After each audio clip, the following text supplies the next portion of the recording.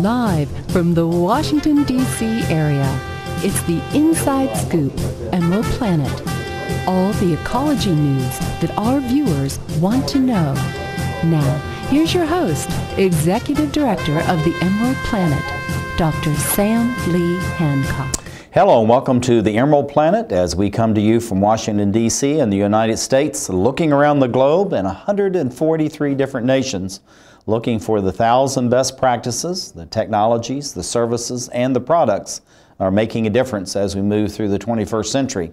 One of those services, of course, is law. I know many of you are thinking, what do attorneys have to do as far as environmental and economic development issues and processes? But yet, looking at intellectual property and how we're going to address serving the needs of 9 billion souls on the planet by 2050 really needs to have a comprehensive approach, looking at the engineering, the design, and also the intellectual property filings, the copyrights, trademarks, and the patents that go into all of that. So we have a number of experts that are going to be addressing this issue, and this is going to be one of the themes that we'll have that we're going to carry over the next 12 to 15 months, looking at how law becomes an integral part of addressing the needs of food, security, and water, and the other critical services for the planet. Sitting beside me to lead off this topic is Jeffrey Mason. He's a patent attorney, founder and CEO of what's called Fast Patent Partner. And Jeff, as we were talking about earlier, I just love this name. This is really great. Tell us about this. I know you said this was kind of an evolutionary process. Let's talk about this, and then let's talk about intellectual property, what it means, and why do people need to know about it? Yeah. Well, I was a patent attorney and still practice to this day, and I found a lot of times staying on top of all the information, all the different patent filings, litigations, was very difficult. So we started Fast Patent Partner to help both firms and also companies keep on top of all that information. Well, looking at this fast patent, most people think of in patent areas, even trademarks and copyrights, nothing is really fast. But there's a process that you've actually developed to speed this, but also allow companies that some of them may have several hundred of these pending, how to keep track of all this. That's correct, to keep track of hundreds of their own patent applications as well as hundreds of their competitors' patent applications. And we're going to get to that because that's really a key point, is how do we look at what's going on around us, no matter if we're looking at water or solar or wind generation, whatever it may be, new technologies coming on all the time. How do you track both? Yeah, so it's quite hard. To your system. So our system, we have proprietary web harvesters where we, will mine various government databases. Which, if you're using them by hand, it's all done by hand. So if you have 500 patent applications your competitor's pursuing, and you want daily updates, that's 500 searches you have to run by hand. So we have technologies that, will go and crawl those kinds of websites that can be configured to make it much easier to keep on top of that information. Yeah, and I think that's really fascinating. We're talking about jargon here as far as computer world, even though you're in law, crawling. What does that mean to some CEO or executive out here saying, geez, I don't know what they're doing down in the patent office, and they're crawling now. It's a specialized web browser, which really it drives itself. It has a central dashboard application which monitors the health of the different agents, and so you have hundreds of these things going at once. And otherwise, it's the kind of work that you would do by hand with one, Internet Explorer or Chrome or what have you. We have hundreds of those going at once, and they're all automated. Yeah, I think it's fantastic, and I know this notion as far as the dashboard, this is all the ways that you're monitoring and keeping track of people. But looking at all the patents and the trademarks, copyrights, and all that as filing, is how do people decide they really want to do that, and when is it best in the process to start thinking about those filings? Well, I think the most important thing first is to talk to a good patent attorney and find one. And it's like any good hire that you need, good accountants, anything that you need in the business. And so that's really a very important first step to take, is to interview, get recommendations and interview counsel, and find somebody who really understands your technology and your business. That's the most important thing first. And I think this is really important because many people think, gee, I got the best CPA, I have the best attorney, as far as business is concerned, also working with a great banker, but many times they don't really think about the patent attorney, and that's a very special brand of law that most people tend to kind of heard about, but they don't really know much about it. Yeah, a lot of people haven't heard a lot about it. It is a specialty, and it's also a specialty within it. In other words, you need somebody, if you're a green tech company in the energy space, you really should be finding somebody that has that energy background. So yeah, you really need somebody who knows your technology as well as you do.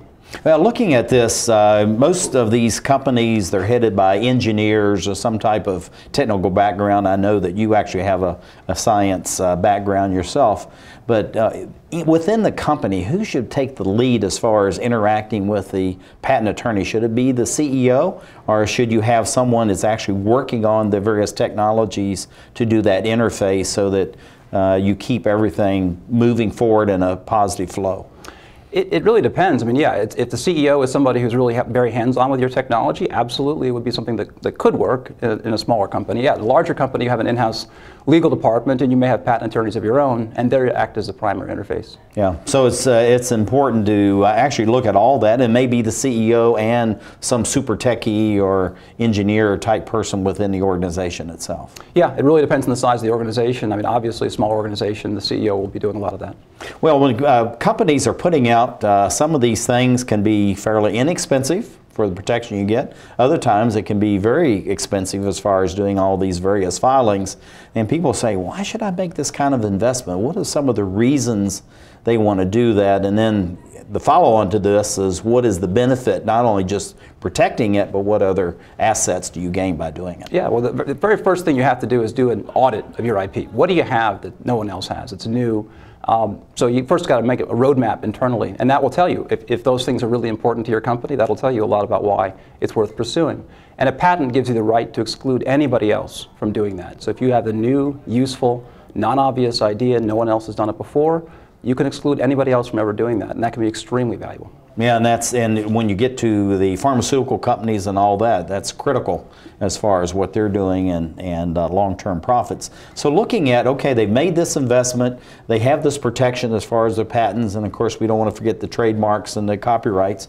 And then what other assets, what other value do they gain by going through this process? Well, I always find, and when we work with patent attorneys, and we do frequently because a lot of what we do is quite new, is it's a wonderful exercise because you're sitting down and talking about the most important technologies in your company and really thinking through what are the improvements, where is this going to be in 3 or 5 years, because that's how long it takes to get a patent. So you really are thinking ahead and thinking to the future, and I find there's a lot of business value to that because you're innovating a bit with your own attorney, and that really to speak to a bright outside talented counsel can really be very stimulating. So I think there's a lot of business value to the process as well as the actual value of the IP that comes out of it. Yeah, I know friends of mine had owned a regional, but it's fairly large supermarket. It was a chain. And they were doing fantastic. They had great sales. They had about 43% market share among all the national persons in there. And come to find out, people from all over the world wanted to know just how they ran their business. So the president and I sat down, had lunch one day. We were talking about it. I said, you need to take all this, trademark everything, and then have it as a process and sell this. So he went to an attorney similar to what you're doing, and they took that whole process and put it as a package. They started making more money out of the process of how you run a very modern grocery store chain than actually out of the groceries that they were selling. Yeah, and that's another one of the options the way you monetize it. You don't necessarily have to practice the patent yourself. You can license it to other people. And we've done the same thing. We actually have some products that are much more suited for Wall Street.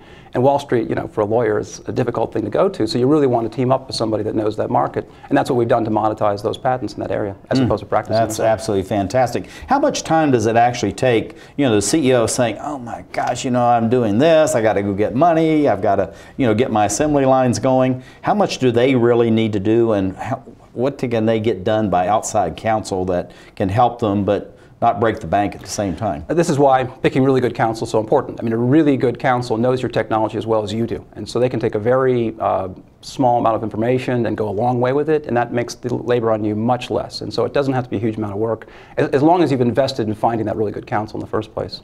And a lot of that, too, I would assume, Jeff, is people that you're comfortable with, that you want to do business with, you feel like you can actually call on the phone, they'll respond back to you. Is that part of that process? It's like, yeah, hiring anybody else that you're going to work with very closely and intensely on incredibly important things to your company. So, yes, it's that relationship is key.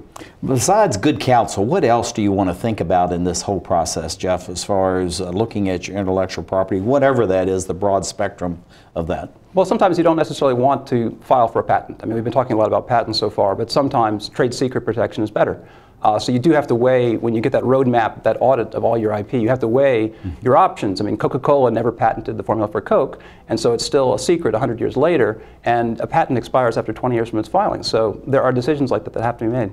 Now, looking at, this is really a key point, and it's something that many of us probably don't really think about, is sometimes you just really want to keep it close to the chest, not let anybody else know about it. So how do you protect it then when you're actually trying to manufacture? And this goes to the whole notion you're going to outsource into China, India, Bangladesh, what have you, and all of a sudden you're having to, you know, turn over how you make this thing. So does that mean they're not going to outsource? They're going to do it in-house as far as manufacturing? How do they make those decisions? Yeah, I mean, trade secrets are only actionable if you take reasonable steps to protect them. You can't publish them in the paper and then try to enforce it later on. Or try to ship it across overseas to get it manufactured? Well, actually, I think Mark or somebody else probably better to address the exact logistics of how it is that you would set up an international relationship on, you know, manufacturing. But yes, in some cases, you know, I know Coke was incredibly protective about who they told and who they needed it to. And so some very difficult decisions may have to get made if you're going to go the trade secret route.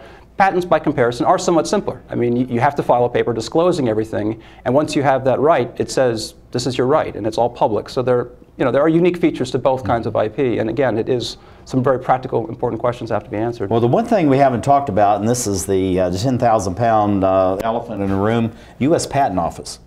And what is the U.S. Patent Office? Of course, most countries have a patent office. What does that really mean? And do they have to interact, or is that why you have legal counsel to do that interaction with the Patent Office? Yeah, the United States Patent and Trademark Office is a group, mainly when you're interfacing with it, of examiners. They're experts in the technology areas, so they're different group art units. And Green Tech, I am sure, has many, many devoted art units. And so when you file an application, it's routed to the appropriate examiner, and he is the main person you interface with. He tells you whether he thinks you should get a patent or not. Okay, and would you actually have an attorney handling that for you, or as a company would you do that interaction and then make sure that you're doing it properly in concert with your patent attorney? You don't have to have an attorney, but it's better to.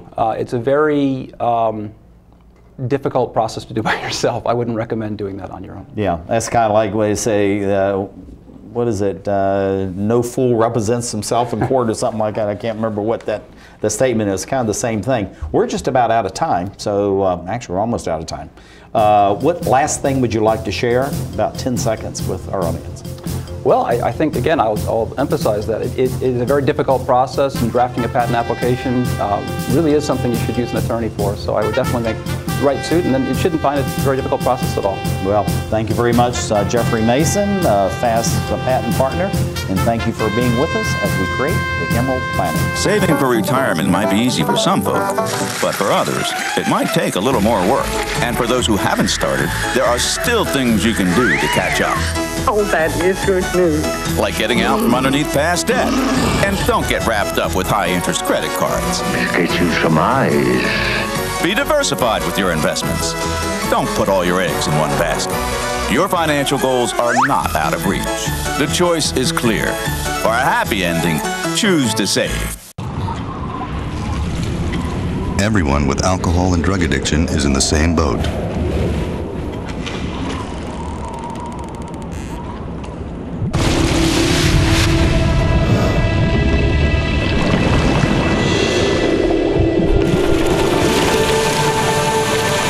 With treatment, you can find solid ground.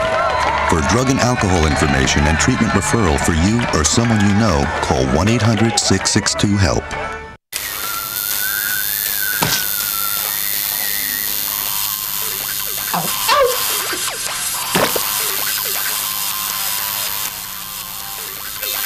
Dude, are you sure you want this tattoo? Because just do it.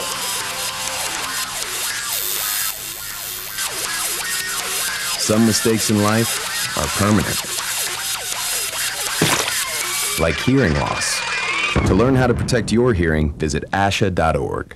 You've probably heard about heart disease, but did you know that it's the #1 killer of women nationwide?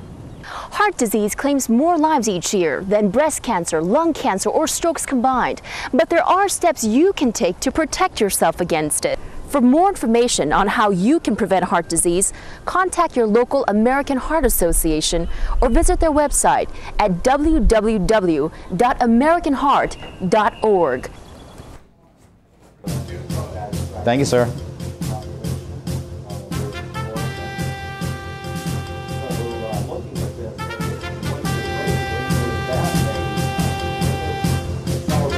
We're back to the Inside Scoop Emerald Planet.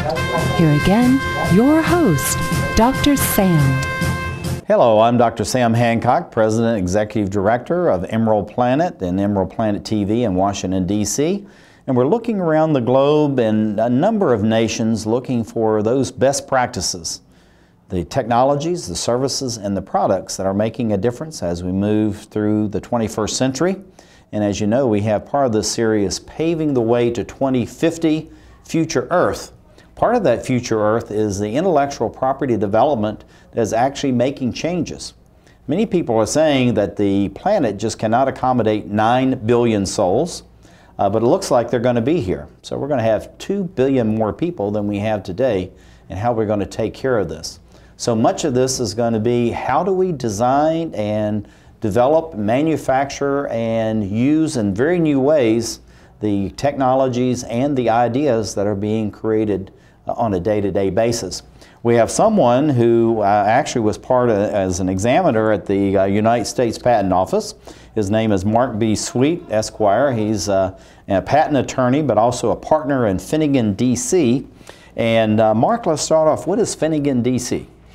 Finnegan, we are probably the largest IP-only law firm in the United States. We have 425 patent professionals. That is a lot of folks. That really is. Yeah, yeah. And we're all about IP, so we're doing patents, trademarks, copyrights, and all technologies as well. Yeah, this is something that we have this series. We're calling it Paving the Way to 2050, and how we're going to accommodate all these new souls we're going to have on the planet.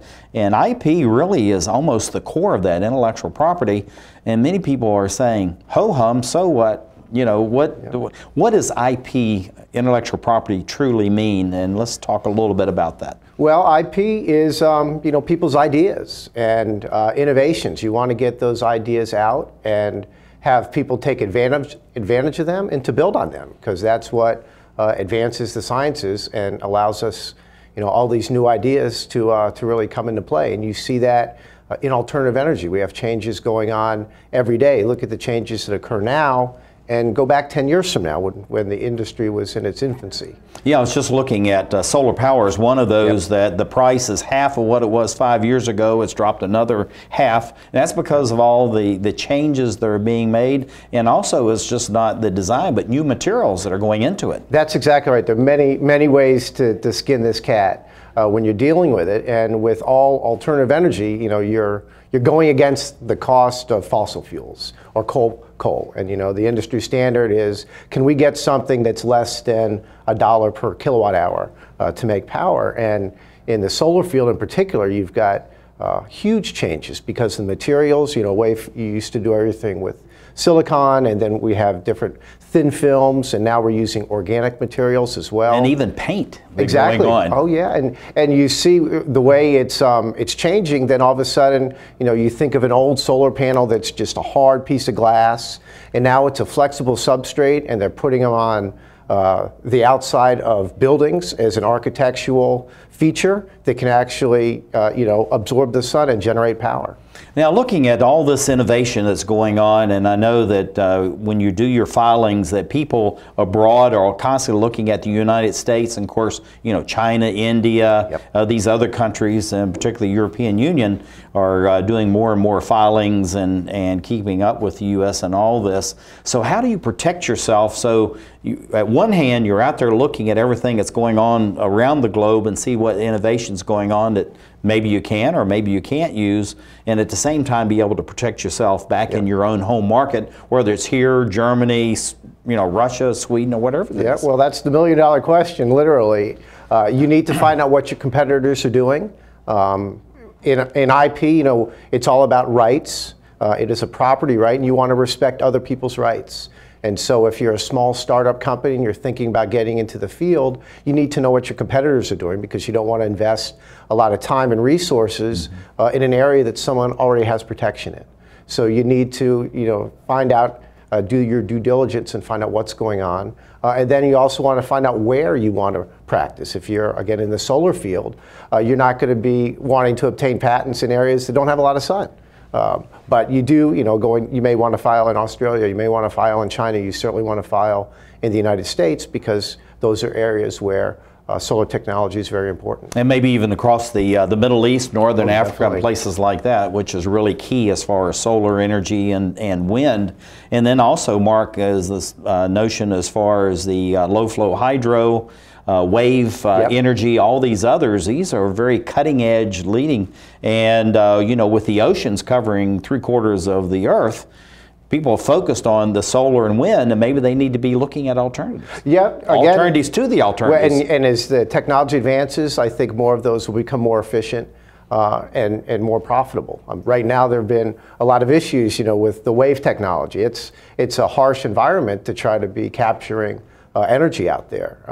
But I think it's certainly a possibility. And it's something that's coming. And of course, the innovations, just like with the automobiles and large trucks, where they're using the struts, the movement of the vehicle itself, the springs, and all these things. So there's so many ways. It's almost, how do we decide which way we want to go first? Yeah. Well, I think that's the beauty. We're going after it in many different ways, because many people have different interests. You see fuel cells. Those are going to be in cars, and they'll be powerful enough to power cars in a decade or two, maybe sooner. And you see the hybrid vehicles, and now they're becoming much more efficient. The batteries last longer. The cars are able to travel farther, and and there are places where you can recharge those. Everything's working hand in hand. That's really the neat thing about the industry. Well, the thing I like about your background, you were an examiner at the Patent Office, the United States Patent Office, and most major industrialized nations have such an organization. What are some of the things that a CEO and their investors need to think about as far as they're looking at some type of leading edge technology, say in alternative energy or clean water, sanitation, which needs to be addressed? With 2 billion people with no sanitation access. So how does an examiner be able to intuitively advise their clients and how to move forward and to be able to protect themselves? Well, an examiner is rather myopic. They're looking at one application at a time, and they're comparing that application against this world of what's called prior art, other inventions that have been out there already. Now, what's prior art? Say that again. Prior art would be other patents that were issued earlier, or technical publications, or activities that were known to the public. Somebody had gone out there and invented a particular solar cell, and here's a piece of paper that describes it. And that's very important for people that are either investing, looking for investors. They know what the prior art is, so they know whether this is a way to pursue, or how do we ameliorate this so we're not infringing, but also creating something new. Exactly. It's a critical part of this process. You need to have good information. You need to do your due diligence and find out what's going on. What does the playing field look like? Some of these technologies are wide open because not too many people are practicing them, so it's not that much of a concern. Others are very crowded, the solar field, for example. So you need to make certain, who is doing what, and who is that person. Is it a small investor or a small inventor? Maybe that's somebody you want to partner with. If it's a big multinational conglomerate, that's probably somebody who's going to be watching everything that goes on. Well, looking at the notion of innovation, prior art, and all that, someone feels like they have something that's truly unique in energy field or whatever it may be, but they're also trying to develop a budget. They're trying to bring in investors. Is there any rule of thumb about what needs to go into the intellectual property protection and development, or is it just it's really case by case? I don't want to give a lawyer answer, but yeah, it's kind of case by case. It depends on the company. It depends on the strategy of the company. Some companies have a very specific idea, and that's their core technology, and that's what they want to focus on. Other companies want to obtain protection on every single idea that they have. So you need to figure out what you want to do. And then you just take the approach and realize, particularly in this day and age, time and money are both limited. So you need to pick your poison and figure out how you want. Resources definitely are finite no matter what it is you're doing, and really how large an organization that you have. Resources are still finite. Looking at from standpoint, you have your attorney hat, you got your old examiner hat. Yep. How do you advise, though, for them to realistically look at their budget, to find the monies to do this? And I know the answer is, well, it's however it's going to be. But there's got to be something more concrete as people come to you and say, okay, Mark, I need to know. Yeah, and that's what we do, particularly if it's a small startup company. Almost 100% of the time, I tell them, you need to focus on your core technology. We need to get protection on that technology, be it patent protection or trade secret protection, which is something we haven't talked about. Sometimes it's best to keep that idea to yourself.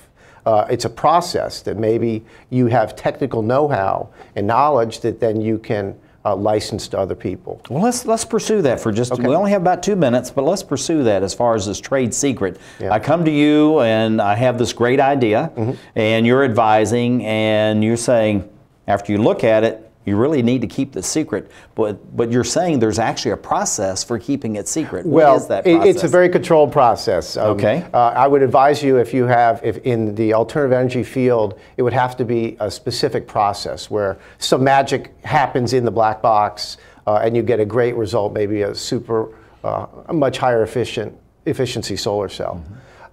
It may be in your best interest not to disclose that to everybody, because when you file a patent, you have to explain everything, how you've done it, and then people take that technology and build on it. But with a trade secret, you could have that know-how, keep that know-how, and then go to potential partners of yours and maybe form some sort of joint venture with them using that know-how. It's a way to maximize and monetize your assets. We're looking at, we have this trade secret, and we only have about 60 seconds, so this is going to be quick. And we're looking at keep it in my local community to produce it, try to outsource it. What would you advise? Okay. Well, I think that you would make certain that you have tight controls on that information. Jeff was talking about the formula for Coca-Cola, and that is the way to do it. It's locked up in a safe. You don't tell people what's going on. You have a handful of engineers who are practicing this invention and this technology, and you safely guard that. And then you're able to benefit the public by using it, which is. But it's really helpful to have an attorney like you and a firm like of your size, though, to actually help them to really protect that trade secret. It's nice to tell them all the options. Yeah, that's fantastic. Well, thank you for being with us, Mark Sweet, who is the partner in Finnegan in Washington, D.C., sharing with us about intellectual property. And thank you for being with us as we create the Emerald Planet.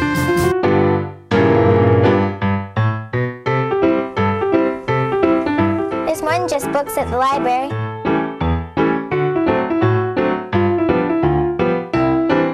There's more than just books at the library. Excuse me. There's more than just books at the library.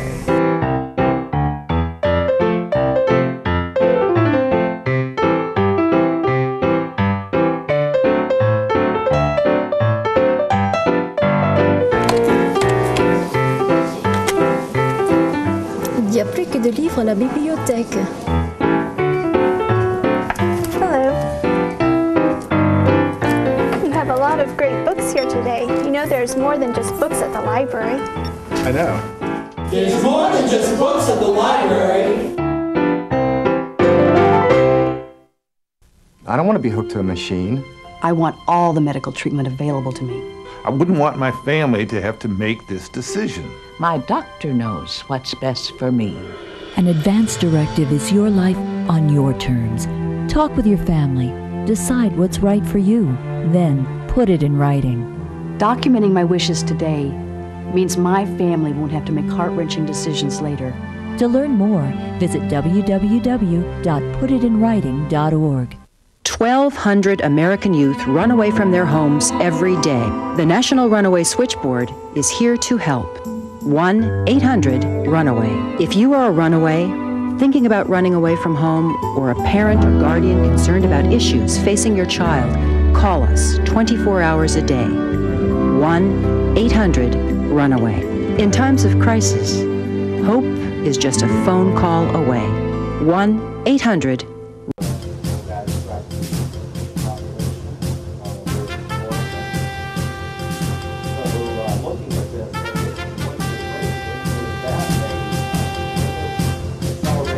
We're back to the Inside Scoop Emerald Planet. Here again, your host, Dr. Sam.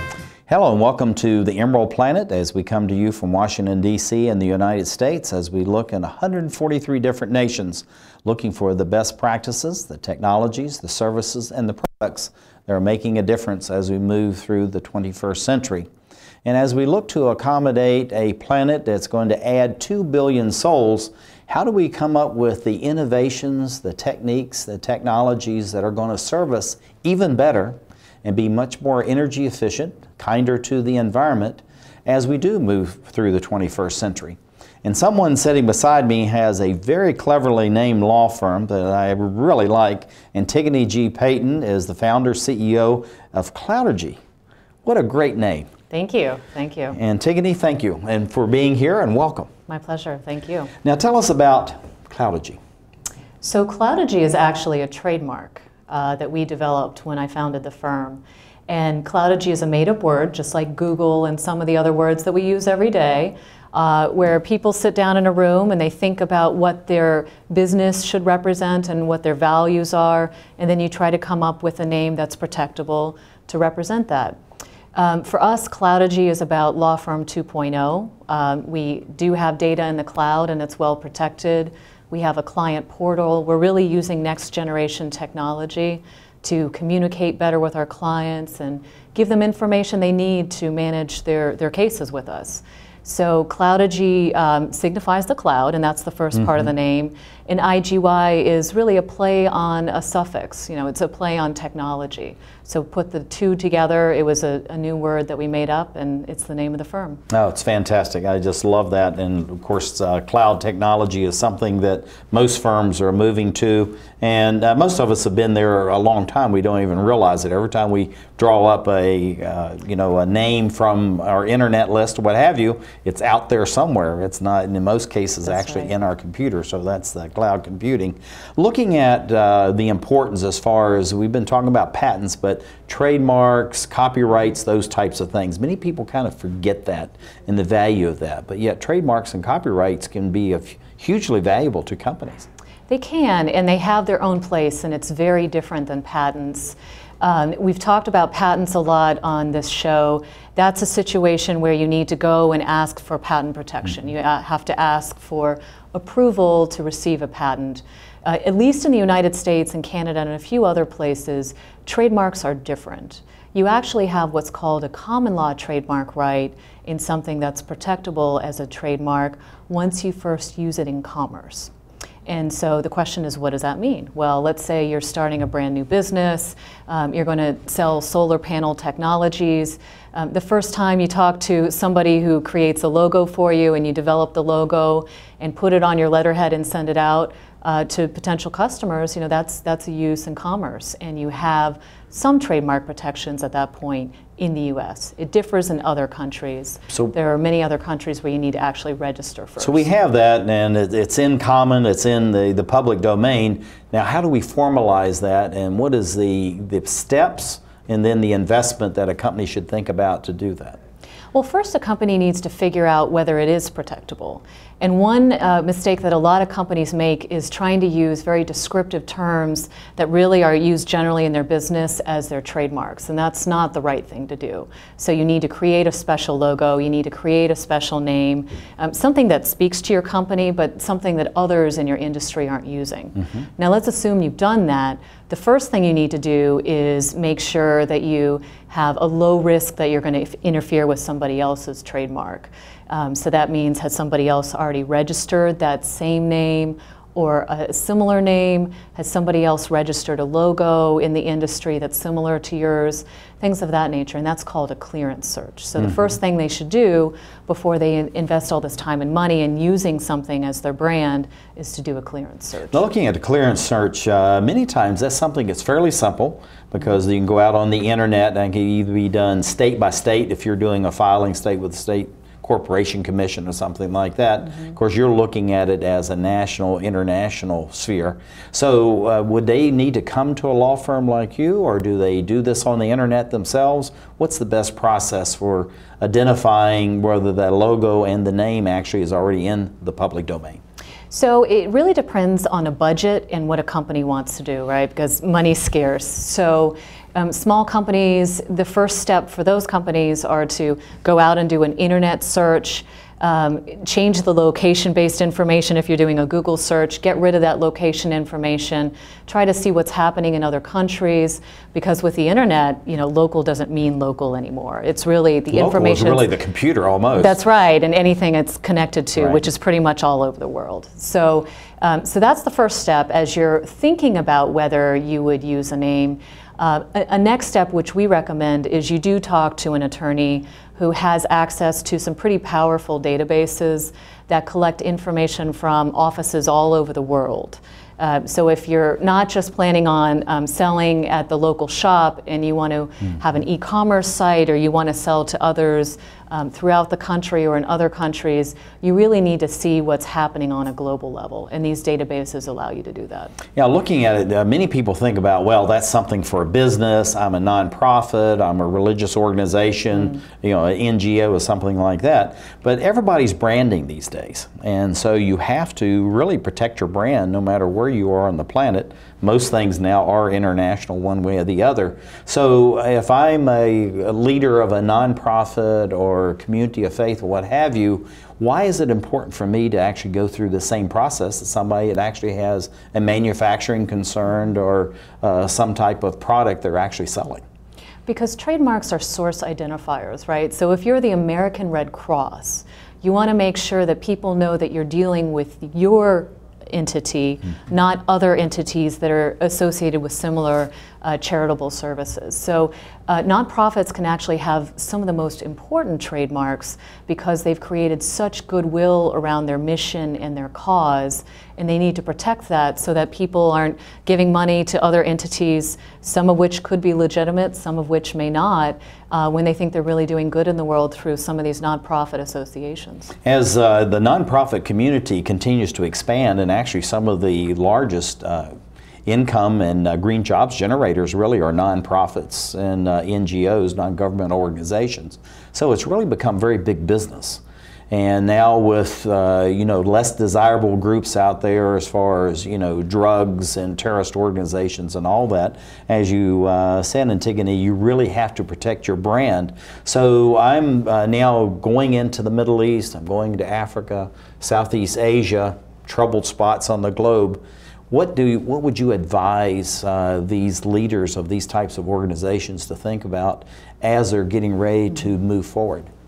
Well, it's interesting. As part of your strategic business plan, your 5- and 10-year plan, you should also be thinking about where you're going to go, sell products, provide your services, provide your support to the local communities.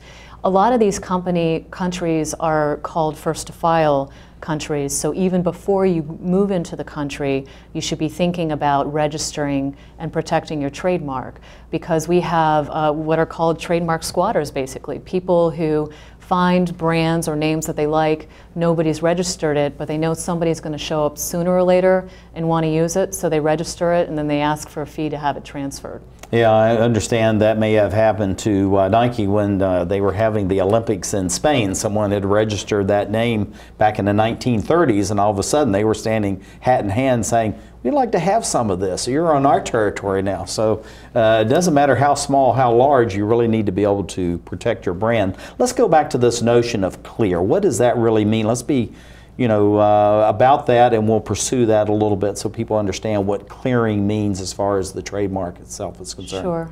So clearance is really a risk assessment, right? If I use this to designate the name of my business or my product that I'm going to launch in different areas. What are the risks I need to think about, and can I actually go ahead and do this? You're looking for a couple of things. You're looking to see if in the major areas where you want to sell that product or have a business presence, are others using the same or similar name, for instance, in those jurisdictions? Because if they've registered it, or in jurisdictions that we call use jurisdictions, if they're using it before you, they have prior rights. So that what that may mean is you move in, you start moving along your merry way, you're really happy until you get a letter from somebody saying, hey, that's our trademark, you got to stop using it. And that becomes very costly on the back end. Yeah, and also too, if it's a first to file country, is they can see this somewhere and say, oh, we really like that. So they go ahead and do the filing, and all of a sudden you're buying back and paying for something that actually belongs to you. But as you say, you have these trademark squatters out there, and they're just, it's almost like the scammers on the internet. They're just looking for free money, in a sense. Well, you know, and there's lots of different businesses, right? This is just another business that has cropped up because people are paying for these. They're coming into countries and saying, oh, I want to have a manufacturing facility in China. It's a huge growing population. I want to sell to people here. This is my new market. But they didn't think about that 3 years ago when they should have been registering. Yeah, and that's, you got to do it early. So they've cleared. Now, what are the next steps once you've actually cleared that name, the logo, and you know that no one else actually has it, it's unique to you, then what do they need to do? The next step, well, assuming that it's cleared, you need to register in the various locations where you are now and you think you're going to be.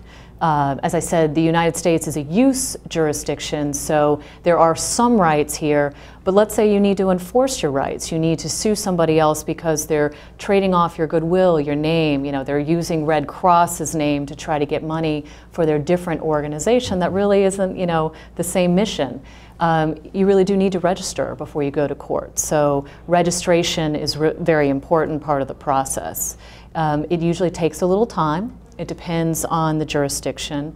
So you should be doing it as early as possible and then waiting for that process to follow through. Then, once you have it registered, you need to do things to tell the world that you have a trademark. You need to put a little R with a circle around it next to it when you use it on your website. You need to bold it perhaps or set it off in a way that signifies there's something special about it. Some people, when they use literature and they hand out marketing materials, they'll use all caps. These are all ways that in our world we signify that there's something special that's happened with this name or this logo. We only have about 30 seconds, so 2 quick questions. Sure. Typical amount of time it would take and maybe the cost? Well, in the United States, it can actually vary widely. I've seen stuff go through in as fast as 6 months, like our trademark application, because there is nothing like it. It can also take a long time if you delay in responding to the examiner or somebody else opposes it, in which case it could take years. And could be more costly from that standpoint. Certainly. Well, Antigone Payton, founder and CEO of Ecology, thank you for being with us. And thank you for watching as we look around the globe to create the Emerald Planet. Around the world, 1 out of every 3 women will be beaten or otherwise abused in their lifetime, often by a family member or loved one. A future free from violence. It's all she's ever wished for.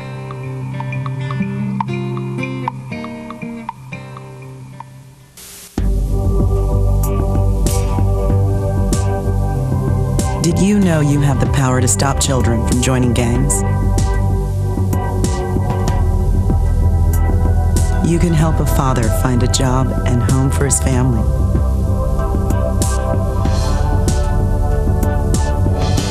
You can assist a woman who can't afford the medicine she needs to live and the home she can't live without. You can choose to make a difference in our community. Support Volunteers of America, and you can help improve the lives of nearly 2 million Americans each year with programs and services that help individuals and families overcome their challenges to become as independent as possible. Support the programs that are working in our community. Contact Volunteers of America today. Call 1-800-899-0089. For some folks, saving for the future is easy, but for you, it might take a little more effort. Saving for your future is your responsibility, and there's a lot to save for. I never thought of that. Like your child's education, perhaps uncovered medical expenses, or just to be sure you can live the way you want when you retire. The time is now to save for tomorrow. Save now or work forever. The choice is yours. Choose to save.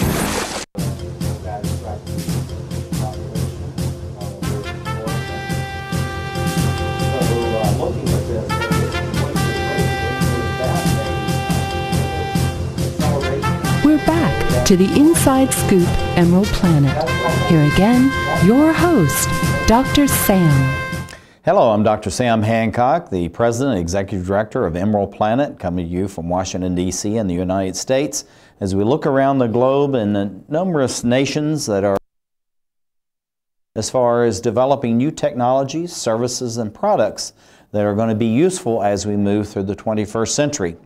So as we develop those new technologies, services, and products, how do we actually protect those so that if you're in some country in North America and you want to move into Asia, Africa, or South America, how do you actually protect your rights to the intellectual property that you've paid for, invested dearly in, and have developed, and want to share those, the bounty of that, within your own company, but also to make sure that no one else can take advantage.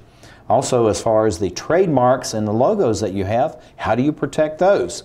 We have a gentleman sitting right beside me who is a patent attorney, very experienced, Roger D. Taylor. He is the partner of Finnegan, Atlanta, Georgia.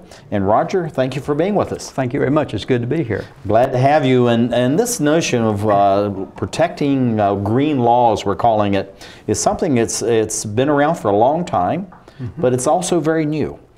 So looking at green law, what does that really mean, and how does it help people? Well, what it really is talking about, I think, is the patents and trademarks and intellectual property that companies develop that help in the environmental area. For example, alternative energy sources. You spoke earlier about solar panels, wind turbine energy, the wave energy technology that's starting to develop, but also in the recycling of products, recycling of materials, so we don't cut all the trees down that are here on the earth. Or using the metals or what have you that's going to be recycled, aluminum, whatever. Exactly right. And so green law talks about the law that's used to try to regulate and help control that part of the business. In the area I work in, intellectual property, is to enable people who develop new techniques and new ideas to do two things really: to protect their ideas so that they can profit from them, and to keep other people from taking those ideas and using them without paying for the work that the first person did as he developed the technology. Well, looking at it too, and I think this is part of it, Roger, is not only you want to be able to protect yourself, but also you're looking at around the globe to see what's new out there and that you may actually be able to use. You don't want to infringe on other people, but also there's a germ of a good idea that actually may be able to springboard off of something like that. So not only being, reactive, but how do you be proactive in this whole area of intellectual property? Well, one thing that's interesting, people will say this, that if a patent exists and you want to compete against somebody that has that patent, what people try to do is work around that patent, develop something new and different from what the patent itself covers. So in that way, many people would tell you that patents spur innovation. They cause companies to try to develop new ways of doing things and new techniques for processes they want to follow so they can avoid patents. So in the process of giving that patent to an individual, the government is in fact encouraging other individuals to find new and different ways to do things. And so as a company, that's one thing you want to do. If you're aware of a competitor and he has a patent in an area you'd like to work, maybe the cheapest thing to do is just copy that patent short term. That won't be the cheapest thing long term. It's a very expensive business decision to take. And so often people will try to work around that patent to develop something new, Or if they feel that's too expensive and too time consuming, take licenses to the technology so they have a right to use the technology. Well, I think this is one of the things too, and we've not talked about before, but this whole thing of licenses. What does that actually mean and how does that relate? Because I know your firm is one of the largest in the United States, maybe in the world for that matter of fact, but also you're working trans-border, so you really are an international law firm. So in licensing and doing international business, what do people need to think about as far as almost a double-step approach? Well, you know, licensing has to be put into the context of your bigger business plan. You know, and you may have technologies that aren't core technologies to your company, and it makes perfect sense to license those technologies out so you can have some revenue flow in from them. Maybe use that revenue to develop some areas that are new to you that might be more important to you. On the other hand, if you're looking at an international business plan, you know, you may be free to operate in some countries, but not in others because of patents or trademarks that exist in those countries. And so there, you may be the one seeking a license. And so licenses are just contractual tools that give you the right to practice technology that's owned by someone else. You know, a patent doesn't give you the right to do anything except prevent other people from doing what the patent covers. So the patent right is just the right to keep other people from using your invention. It may not give you the right to practice your own invention, as odd as that sounds to people. And you may need to have rights from a third party in order to fully practice your invention. And that's where the licensing comes into play. Well, this is something I think is very tricky, and that's why they need valued counsel just like you and other firms out there, Roger, is that the kinds of things that, one, you want to know what you can do, but also you need to be very aware of what you can't do, because sometimes that'll save you a lot more money and keep you out of hot water than if you just try to barrel through and try to do something. So in looking at all the things that we can't do, a firm like you that really is into the filing of patents and trademarks and all that, how do you advise somebody, whoa, you better really look at this, this is what's going on, and maybe you really don't even want to progress beyond what you've done right now? Yeah, well, you have to start out by understanding what area the company wants to do business in and who the main competitors there are. And I think you may have talked about this earlier, but you need to do a study to find out what exists in the patent world in that technology area. Because you're right, you may conclude this is just too crowded and I can't really do what I want to do here without either entering into some business arrangements with other companies or finding a different way to do it. And so a company's much better off to do that study at first rather than spend a lot of money, get into something, and then discover they have a problem with their competitors. And it's going to be an expensive problem to solve. So again, it's kind of a look before you leap type of advice that you want to give companies there. Well, I think that's absolutely fantastic. And also looking at companies that are operating perfectly, you know, freely, say in the United States, Canada, Mexico, North America, and they all of a sudden they decide they want to go overseas, or they're being invited to move into Africa, which now the 54 nations there, many of them are expanding at a very rapid rate, so they're looking for new technologies. And so we decide, hey, we'll go there not, you know, partnering with locals, but we'll do it as a subsidiary. How do we then take this abroad and still protect ourselves if we want to have a wholly owned subsidiary? Well, it depends, of course, on where you go, because patent laws and intellectual property laws are national in scope. So every country's laws will probably be similar, will be a little different from country to country. So you first have to educate yourself on what you're dealing with legally. Some countries will have advanced, very effective legal mechanisms to protect a business that comes in, others won't. In the countries where the protection is perhaps not so great, you look to other areas. You probably need to perhaps have a local partner in that situation. You want to find a partner you can trust. You try to build as much protection as you can into the contractual provisions you have with that partner, understanding the national law may not give you as much protection as you'd have in another location. So it's really a judgment you have to make as you work through the process, looking at how much protection you have at a national level, how much of a relationship do you have with people in a country, can you trust them with your most important assets, and I think finally you have to consider at the end of the process, is the payday going to be worth the trouble? You know, you have to always do that balancing of what you're trying to accomplish. and then consider what you've got to do to get there. Now, looking at this is really a perfect segue. Looking at we want to outsource, or at least we think we want to outsource. I'm not sure people really study, the benefits of outsourcing in a way that they truly should, and looking at the economic benefits. But let's say we're looking at that. What kinds of consideration do we need to be made? Besides, we need to have a trusted partner. We need to know about national laws. Mm-hmm. But what's the next step to really consider? Is outsourcing for us, or is it better to produce in our own home market and export? Yeah. Well, there's a lot of business interest you have to look at there, and I'm not going to talk about those too much because that's not the point of what we're talking about here. But from an IP point of view, it may be that you're better off keeping a production, for example, in the home market.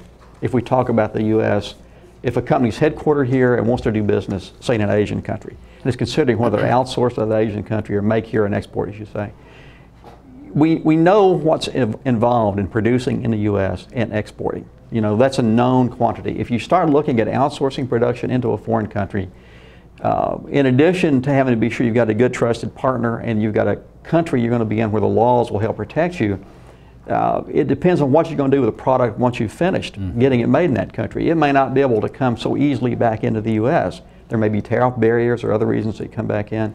It may not be that you can easily distribute that product from that third country to other countries in the region, wherever it is. Mm-hmm. So there's a lot of interlocking laws you have to look at in terms of making the decision, are you better to make a product in a foreign country and then try to distribute from there versus making it in the U.S. Of course, these days, the almost overriding concern, it tends to be labor cost in the labor market, and that's why you see so much production done in Asia today. Yeah, of course, what we're seeing now is actually this whole movement, though, Roger, as far as insourcing, bringing back a lot of these jobs, and a number of major announcements by a number of companies that they're actually going to produce back in the United States, right, and serve the market from here. Looking at that from the standpoint of the trademark intellectual property, we've been doing this overseas 5, 10, 15, 20 years. Mm-hmm. Now we're going to start bringing that back in. Is there any considerations as far as IP and trademark law that we need to consider, or is all that taken care of, and even though we're over there producing, this is the home office? Well, it should be taken care of, but often it is not. If you're going to be bringing production back into the U.S., again, you probably need to treat it almost as though you were starting into that business line again, because there may have in the intervening years been a situation where other companies or other people have gotten patents that are sitting there in your way and you don't know about them because you've been producing overseas for a few years.